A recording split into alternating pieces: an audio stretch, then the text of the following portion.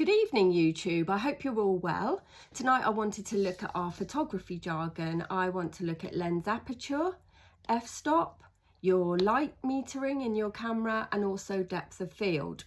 So your lens aperture is really like your pupil. If you're in a low light situation, your pupil is going to expand and that is going to be a high f-stop number like f1.8, f2.8, f3, and if you're in a very light environment, your pupil's going to contract, and that's a high f-stop number like f16. So it's back to front with the numbers. The large lens aperture is a low number, the smaller the aperture opening, it's a higher number.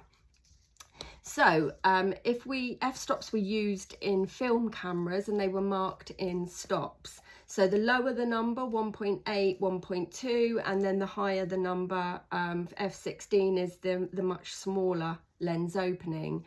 And it is how wide or how open or closed the aperture is to let in light. That's basically what it measures.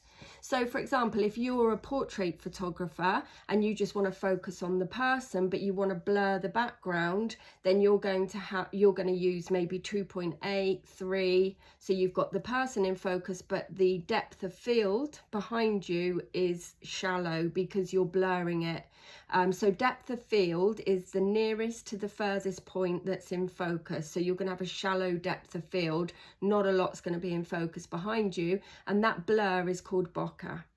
If you were doing a landscape shot, you might want to use f7, f9, much further, because you want the whole scene to be in focus, everything, then that's going to have a very deep depth of field. So that's your f-stops and your lens aperture.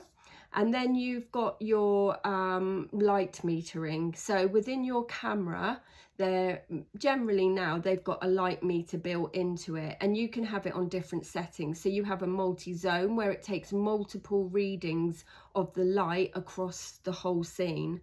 You can have a center weighted light metering. So basically it takes the reading in the center of the image.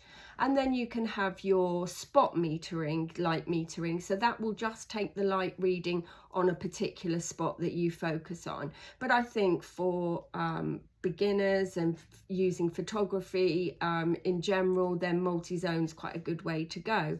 So we've looked at your lens aperture, which is like your pupil. It opens and closes, and you set that to correctly expose your image across the scene.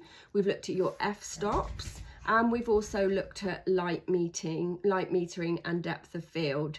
Please do let me know if you have any subjects on photography you'd like me to talk on, or you've got any comments, and I'll be back soon with some more content. Thank you.